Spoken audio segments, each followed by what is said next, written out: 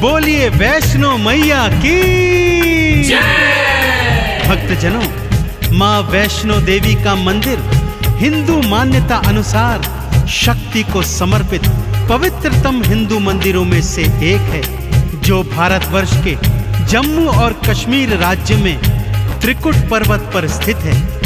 यहाँ पर मैया 3 पिंडियों के रूप में गुफा मंदिर में स्थापित है तथा दर पे आने वालों को दर्शन देकर उनके जन्मों जन्मों के संचित पाप कर्मों का नाश कर रही है, उन्हें मुक्ति का फल प्रदान कर रही है। जितनी रोचक माँ के भवन की चढ़ाई है, उतनी ही रोचक माँ के प्राकट्य की पावन गाथा है, जो आज मैं आपको संगीतमय रूप में सुनाने जा रहा हूँ। तो एक बार फिर से बोलिए, बोलिए वैष्णवी मैया की जय।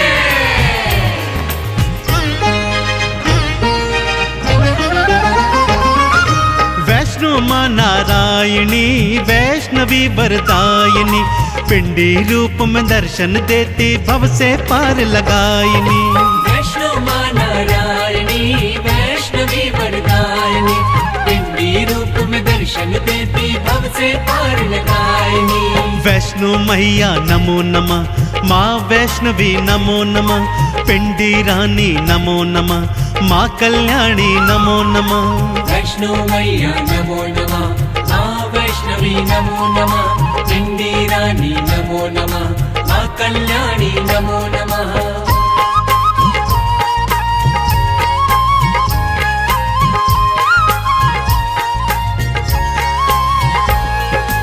भक्तजनों, माँ के प्राकट्य की गाथा इस प्रकार से है।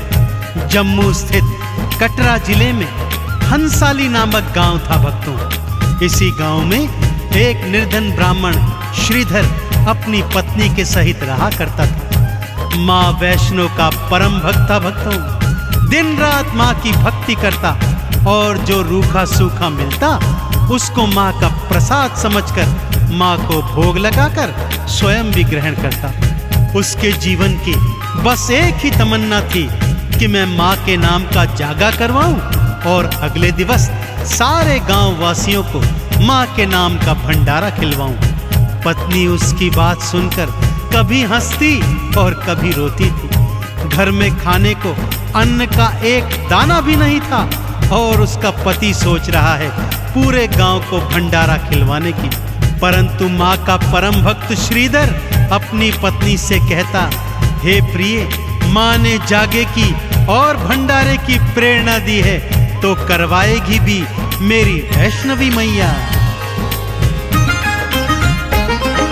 श्रीधर ने मन में था सोचा माँ का जागा करवाऊं, जागे के अगले दिन भक्तों को भंडारा खिलवाऊं। पत्नी हंसती बात को सुनकर घर ना अन्न का दाना है और भंडारा खिलवाने को आपने मन में ठाना है। मैया रानी आएगी भंडारा खिलवाएगी, श्रीधर को विश्वास था भक्तों माँ तो लाज बचाएगी। वैष्णो मैया नमो नमः, माँ वैष्णवी नमो नमः, पिंडी रानी नमो नमः, माँ कल्याणी नमो नमः।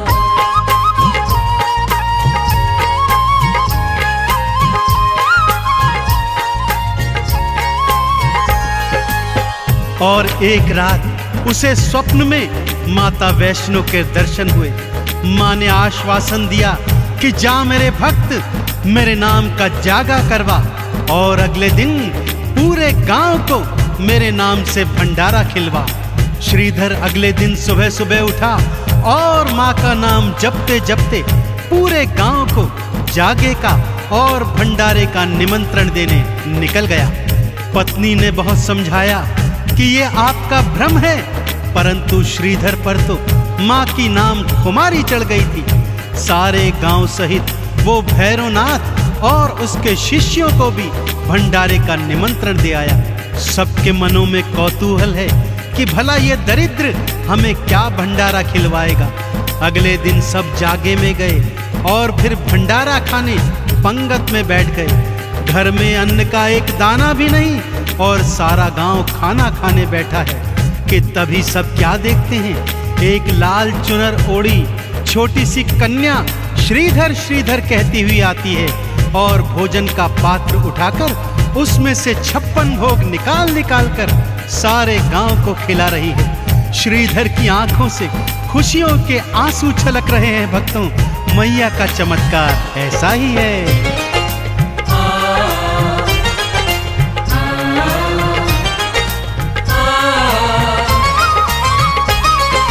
मैया ने अपने हाथों से भंडारा खिलवाया है। श्रीधर तो खुशियों में झूमा, मन ही मन हर्षाया है।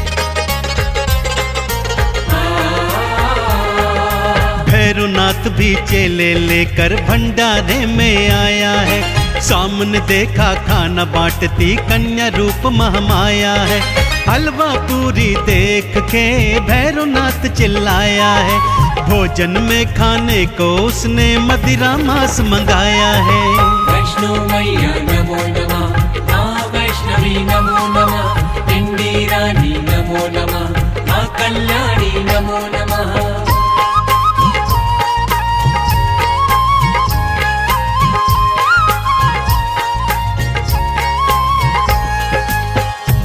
वैष्णो मैया ने भी अपनी माया चला दी। भक्तों, मांस के थाल और मदिरा के प्याले आ गए, परंतु ज्यों ही भैरवनाथ ने मांस का टुकड़ा उठाया, माँ की कृपा से हलवा चना बन गया।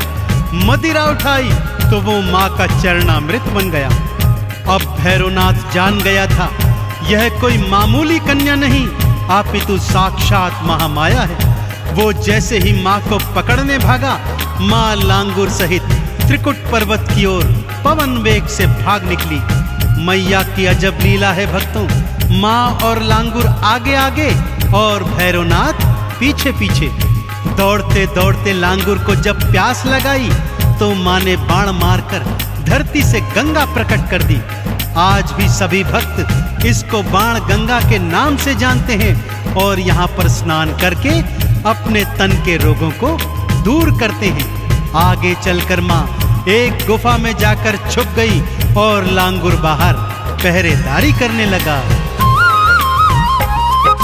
भागते भागते वैष्णो रानी एक गुफा में थी आई। मैया अंदर छुप गई और बाहर लांगुर अगवाई।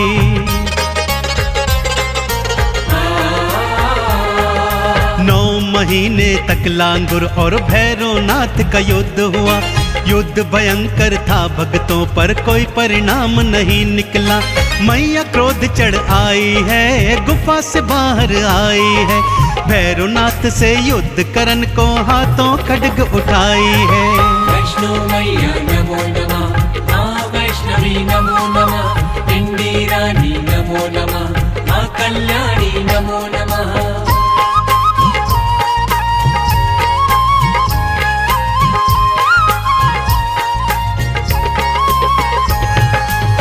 जब 9 महीने तक लांगुर और भैरव के युद्ध का कोई परिणाम नहीं निकला तो माँ 9 महीने के बाद उस गुफा से बाहर निकल आई भक्तों। और तभी से उस गुफा को गर्भजून के नाम से माँ के भक्त जानते हैं। बाहर निकलते ही महामाया ने विकराल रूप धारण कर लिया। 8 भुजाओं में अनेक अनेक अस्त्र शस्त्र धारण किए और माँ भैरवनाथ से युद्ध करने को तत्पर हो गई।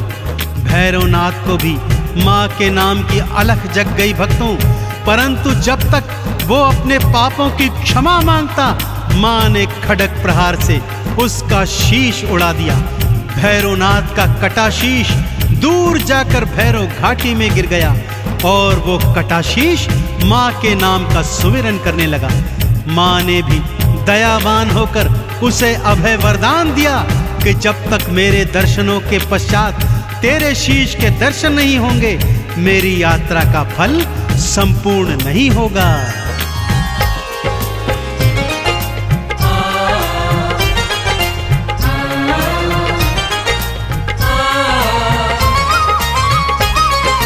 कटे शीश ने भैरों के जब माँ की अलख जगाई थी, उसको अभय वरदान देने आ गई महामाई थी। जब तक मेरे दर्शन करके तेरे धाम न जाएंगे, मेरे धाम की यात्रा का पुण्य कभी ना पाएंगे। मैया के दर्शन के बाद भैरव घाटी जाते हैं, मैया के भैरव के दर्शन भक्त सारे पाते हैं।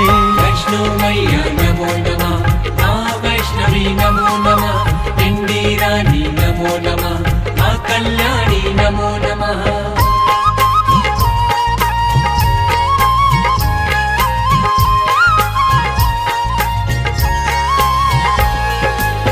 अब आइए भक्तों, आपको माँ के भवनों की सैर करवाता हूँ। सबसे पहले आता है माँ का परम धाम कौल कंढोली, फिर आती है बाण गंगा, जहाँ भक्त लोग स्नान करके अपने तन के रोगों को दूर करते हैं। थोड़ा चढ़ाई चढ़ने के बाद दर्शन होते हैं चरण पादुका के, जहाँ एक शिला पर माँ के पावन चरणों के निशान हैं। भक्त इनका दर्शन करके आगे को बढ़ते हैं तो आती है वो पावन अर्धकुंवारी गुफा, जहाँ पर माँ ने 9 माह तक वास किया था। यहाँ दर्शन करने के पश्चात चढ़ाई थोड़ी कठिन हो जाती है भक्तों, और आगे हाथी मत्थे की सबसे कठिन चढ़ाई के बाद सांझी छत पर भक्त आकर कुछ देर विश्राम करते हैं और माँ के भवनों का दर्शन करते हैं। अब आती है माँ की वो पावन गुफा, जहाँ पर महालक्ष्मी, महासरस्वती और महाकाली पिंडी रूप में एक साथ सभी भक्तों को दर्शन देती है। तो बोलिए पिंडी रानी मैया की।